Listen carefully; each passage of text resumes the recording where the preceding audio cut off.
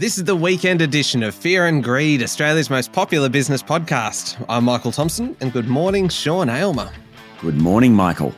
Sean, our weekend show, it's all about, we talked a lot about it on Friday, it's about the two of us each nominating what we think is the biggest story of the week, the most remarkable story, the sleeper story, and our favourite story. I feel like we amped it up a lot when we discussed it on Friday's show about the fact that this has become an extraordinarily competitive event. Yeah, look, I don't know that it's that competitive. I mean, I win. That's all I worry about. You actually do. You win more often than not. Maybe that's because if you lose, you don't speak to me for a week and it makes it very hard to work together on a podcast. Yes, I think that's right. And that's why we have such a fair and unbiased and arbitrary. Yes, very good point. Adjudicator, our Fear and Greed colleague, Adam Lang. Adam, good morning. Good morning, Michael. Good morning, Sean. Good morning, Adam. I've got to say, sometimes off air, whilst, Michael and I, once we get over the angst that arises from this show, we then just unload on you. Yeah, I think every week off air, I am the definite loser of the show. And then there's one winner amongst the two of you and the one who came second, but I think I'm the loser. But look, I think on air, you are king. Because we suck up a lot. We do everything we can. Temporary, fleeting and enjoyable moments, I am king. What I would like would be just 1 week to know what the criteria for the judging is. Don't you like a sense of mystery? Yes, no, totally, Adam. No, I don't like mystery. I like to win. And knowing what the criteria that we're being judged on would help me to win.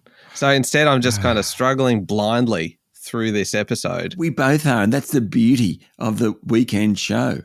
No one knows what's going to happen. Including me. I've got a confession. You know what? I'll confess later in the episode. I have a confession for you, Sean, and I'm not proud of it, but I will confess a little bit later. Let's get into the actual content, though. The biggest story of the week, because this was a big week. There was a lot of things happening, particularly in the second half of the week. A lot of options to choose from, so I'll be very interested to see what you have chosen. What was the biggest story? Look, I thought long and hard about this, and in the end, it probably comes back to the world of economics. Early in the week, Michelle Bullock, the Deputy Governor of the Reserve Bank and the person in waiting, really, when Phil Lowe steps down next September, came out and basically said interest rates are going to rise into 2023. She also explained that, we only went 25 basis points last meeting, not 50 basis points. But remember, we meet 11 times a year. We've got plenty of opportunity to change interest rates. Other central banks like the Federal Reserve only meet 8 times a year, so they tend to be a little bit more restricted in what they can do. It all made sense. Bottom line, rates are rising and they will rise into 2023. Then the minutes of the Reserve Bank board meeting came out. It said it was a finely balanced decision to go 25 basis points, adding to that narrative that actually could be 50 basis points and rates are rising. We then had the labour force stats come out from the Australian Bureau of Statistics, 3.5% unemployment rate. Just incredible. I mean, still near that 50-year low point. Not as many jobs were created, but as Bjorn Jarvis, the statistician, came and said, he said 500,000 jobs go in every month, 500,000 jobs go out every month. That's a hell of a lot. We had a few good days in markets. We actually had the ASX rising more than 1% for a couple of days. Look, any of these individually probably wasn't the biggest story of the week, but I just think putting it all together, it was a really big week in the world of economics and markets. So that's my biggest story, Michael. What about you? That is a very good story, Sean. It's in fact, if we're going to get technical, multiple stories rolled into one. But you do have a tendency to do that in order to maximize your chances of finding one that Adam is going to like. I am just going to pick one story for the biggest story of the week, and this is a big one, cybercrime. And look, I wouldn't have thought that cybercrime would be the biggest story of the week again so soon after the Optus hack that affected 10 million people. But here we are. Medibank, Australia's largest health insurer, hit by criminals who stole 200 gigabytes of data. The hackers asked for a ransom. Now, Optus customer details are one thing. Obviously, having your license or your passport out there on the internet is bad because those details can be used for identity theft, and that is a nightmare. But also then having private medical information out there too, and things like the treatment codes for things like sexual health and mental health as well. This is a whole nother level of privacy being breached. No wonder Cybersecurity Minister Claire O'Neill called it a dog act. The other interesting thing here is how the company reacted. Optus announced its breach within a day or so. Medibank took longer and even appeared to downplay the severity of the breach. What we are seeing here is the future. Big companies getting hit, companies that can afford the best security, and hackers are still getting through. There is a lot of fear, particularly for kind of smaller businesses about what would happen if they were targeted. Because Claire O'Neill says that this kind of thing is going to be the norm, that Optus wasn't a one-off. We then had MyDeal, which is owned by Woolworths. And if nothing else, then Medibank has also shown us the importance of acting quickly and decisively in the best interest of your customers. I'm now going to step down from my high horse and invite Adam to step up onto it and cast judgment across us. What do you think? Oh, so very good story, Michael, on the personal nature of data and just how sensitive it is. Optus, Woolworths, Medibank, all in quick succession. No doubt there'll be more to come. But on this one, Sean's got it. I think this is remarkable. It's almost like the eye of the storm. RBA's Michelle Bullock, interest rates will rise into 2023. Unemployment at 3.5%.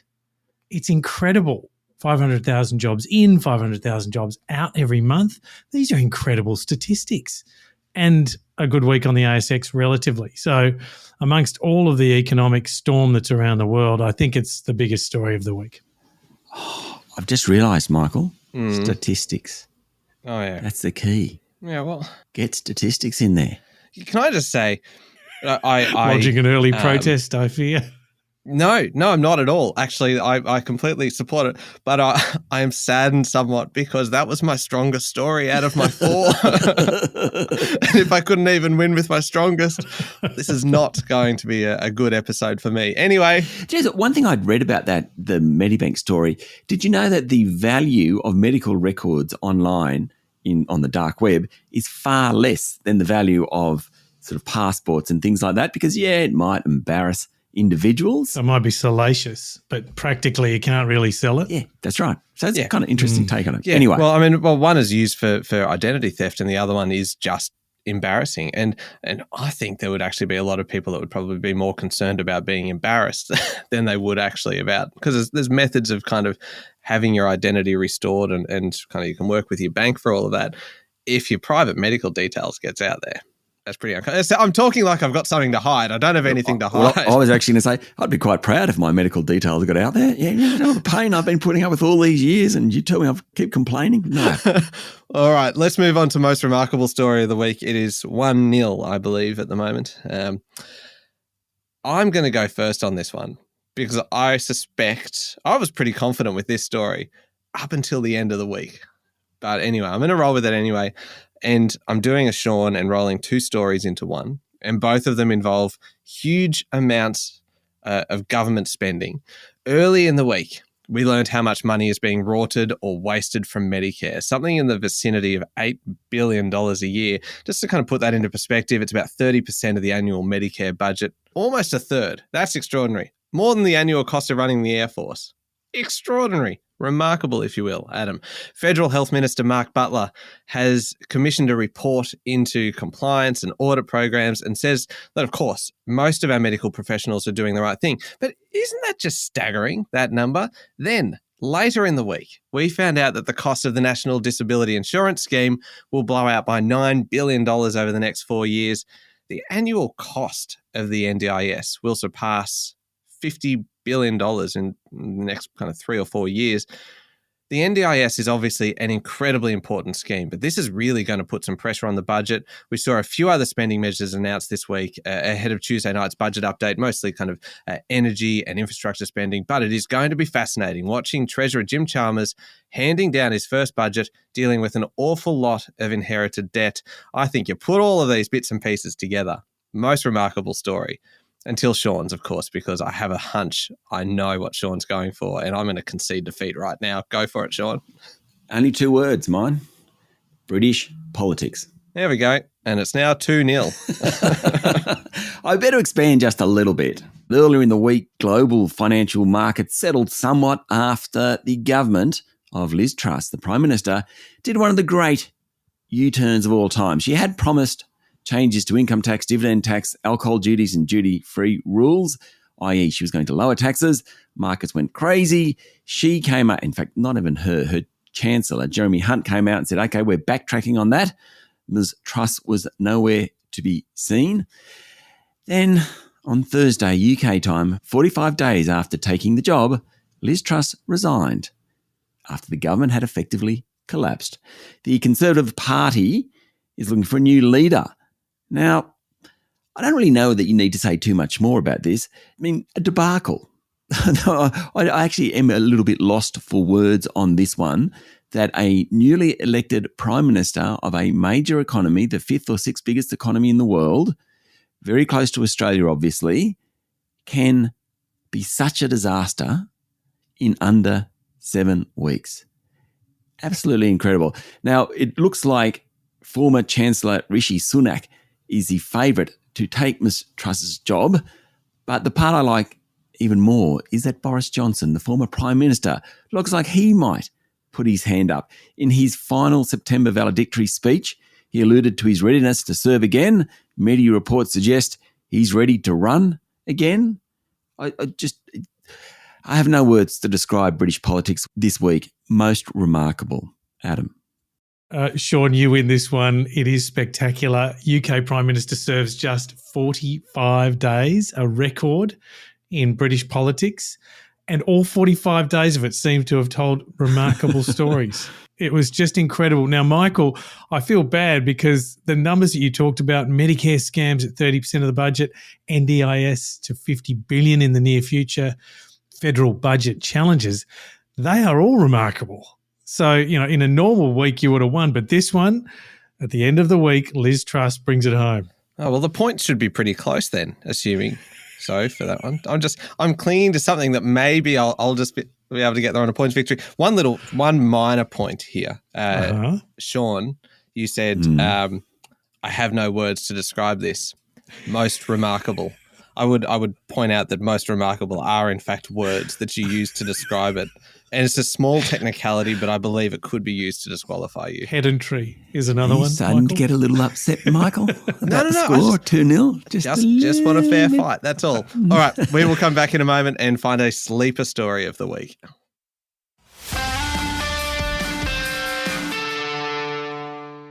Okay, Sean, we are looking for the sleeper story of the week. So maybe a story that's not getting the attention that it deserves, or that's going to become a bigger story further down the track. Got a good feeling about mine, so why don't you go first? Righto. Victoria this week saying it wanted to close all coal-fired power plants by 2035. Queensland has already done that.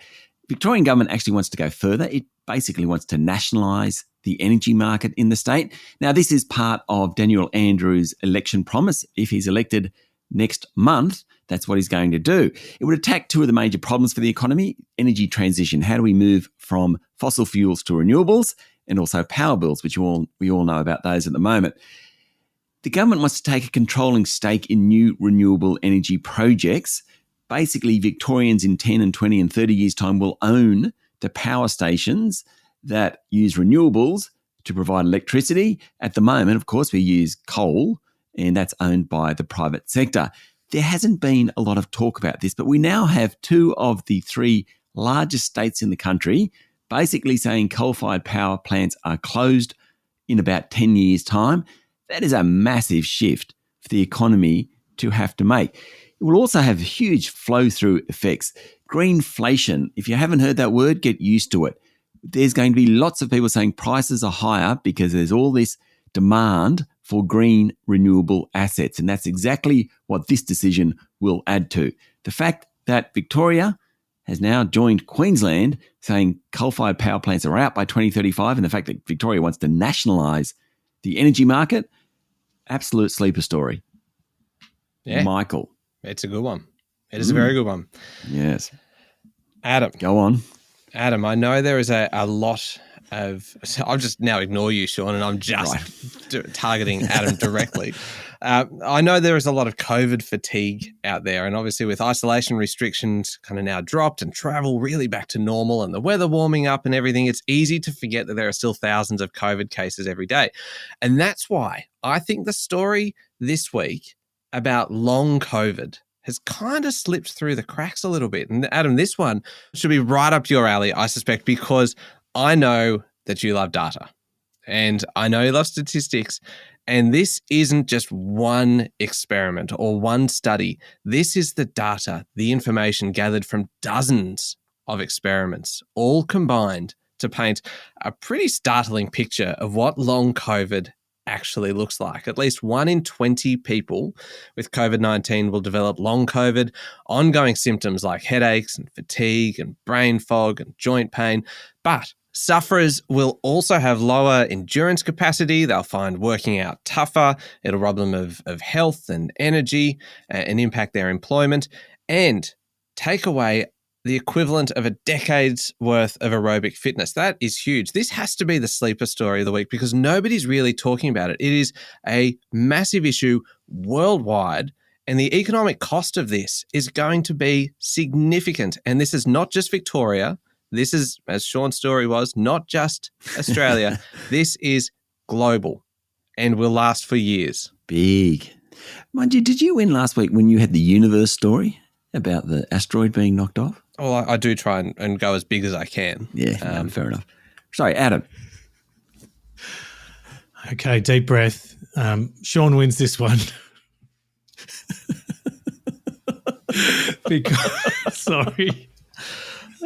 Because to me, and Michael, this is perhaps a little bit generational because I'm a bit older, but these utility assets used to be state and federal government owned, but really state owned for a long time. And then they weren't. There was a global trend toward privatisation. This is really incredible. If Victorian Labor Party gets elected, that they'll not only shut down one industry, they'll start their own and, owned by the people. So this is like history coming back again. If this happens, if the people elect the Victorian Labor government, that will be truly remarkable over time. And that's why I think it is the sleeper story win of this week. I've never seen a sleeper story that's on the front page of The Age, but kind of, no, that's all right. Ooh, narky. No. Adam, are you okay if I concede the next one, no matter what it is? Because I feel we need to give him a win. No. I don't want your pity points. I'm going to take this out fair and square. You're going to lose it fair and square? Maybe. Okay. Favourite story, Michael, hit us. Oh, I have a bad feeling I know what you're going to go with because you actually said it through the week. You said, this is going to be my favourite story of the week. And oh dear, it was a very good story. So anyway, I'm going to have a crack. If I lose, then I will just happily take the mantle of underdog, which is a place I feel very kind of at home. Okay, favourite story this week, Adam, was everything that we learned about Rolls-Royce. Now, when you think about Rolls-Royce, you think of kind of chauffeur-driven vehicles, the Phantom and the Silver Shadow kind of pulling up outside some expensive club, someone getting out with a top hat and everything. Well, that's kind of what I think of. I'm assuming everyone else does as well. You do not necessarily think electric vehicles, and you certainly do not think younger drivers with your Rolls-Royce with your P-plate on. All of that is changing. Rolls-Royce is launching its first electric vehicle next year, the Spectre. It is called. It is an absolute beast of a car.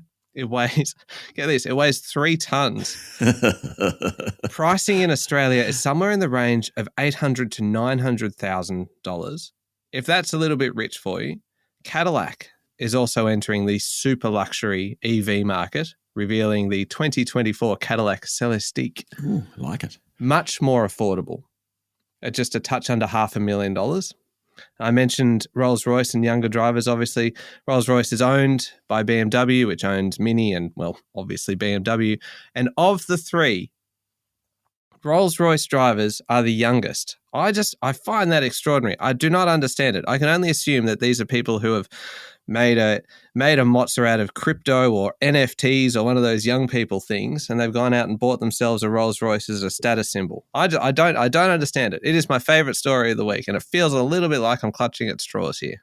Anyway. That's your favourite story. Yes. Well, my favourite story, it's my favourite story because it is so ridiculous, it beggars belief. This is the one about Greens Senator Lydia Thorpe, not just Greens Senator, the deputy leader of the federal Greens party. She was in an undisclosed relationship with an ex-biker boss, a guy called Dean Martin, last year. At the same time, she sat on a joint parliamentary law enforcement committee, and guess what they were looking into? Bikie gangs. So she was going out with this bloke who was a bikie gang leader whilst inquiring into bikie gangs. This kind of makes Gladys Berejiklian look like reserve grade. This is just, I'm not sure what to say. She's look, dating a bikie, right? She can date anyone she wants. That's not really the issue, but she has to declare it. She has to say, look, I know I'm sitting on this committee looking into what bad things bikie guys are doing, but by the way, do you know I'm going out with one? Anyway, she was forced to resign as deputy leader of the Greens. Now, Mr. Martin had been part of the Rebels bikie gang, and apparently the senator's staff knew about it. They were alarmed about her dating the ex-bikie, is how they put it. In her resignation statement, she said that she'd exercised poor judgment. Really? Bit of an understatement. What a disaster. Favourite story because it's actually one of the most ridiculous stories in federal politics you will ever hear. Adam. Well, I'm going to give this one to Michael because it is... It's the only one I thought I'd win. Is that an honest one? Or it absolutely is. Is there a bit of sympathy attached to this? I'll take it however it comes. I know this is very kind of subjective and personal, but while, Sean, it's your favourite story of the week, Lydia Thorpe, I think it's a disgrace. And I think it's terrible. Absolutely. So if you're a journalist, you would understand, Adam, that a disgrace, outrage, that's why it's your favourite story. Totally. It's got sex, it's got politics, it's got everything. Just on the extreme gall of it, to show up to an inquiry. It's unfathomable to me. Anyway, Rolls-Royce having the youngest drivers, I think, is extraordinary. But also one of my favourite stats was that Rolls-Royce owners, on average, have 7 cars. Yes. Did Michael say that? Yes, I did. No one go back and check that. It's not. Hey, and did you know, I forgot to mention this before, that the favourite story category this week is worth 4 points. Really? So, which means that you won the first 3, so that's 3, and I won the last one, which is a 4, so that's 4-3 victory. Oh, that was a good sympathy win. Well done. Okay, self-declared, Michael. So it was 3-1 on the scoreboard, and scores-wise, very high. Good contest.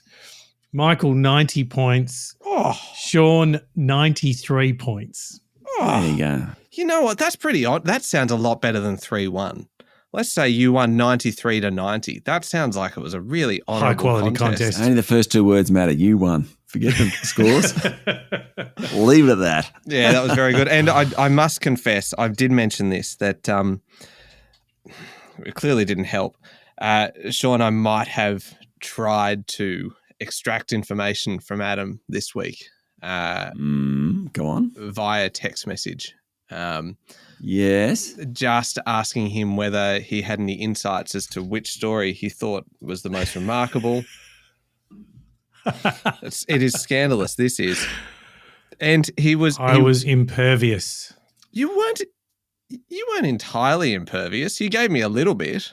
And you encouraged me to use data and various other things, all of which clearly I failed abysmally at, because even with that information, I still lost. But I feel I needed to get that off my conscience. I have nothing to say. All right. I think it's time to wrap this up. And so congratulations, Sean. 3-1 is fantastic. 93-90. Congratulations to me on an honourable silver medal. And congratulations, Adam, on some judging. Thank you. Some judging. On some judging. All right. Thank you very much, Sean. Thank you, Michael. Thank you, Adam. Thank you both very much. Make sure you're following the podcast and join us online on LinkedIn, Instagram, Twitter, and Facebook. And at the moment, in the show notes for this episode, you will find a link to a survey. We are basically wanting to find out what you want to hear from Fear and Greed, the information that you want to know about that will help you, your business, and your investments. If you can follow that link and take the anonymous survey, it takes only a couple of minutes. It would help us out enormously. I'm Michael Thompson. Have a great weekend.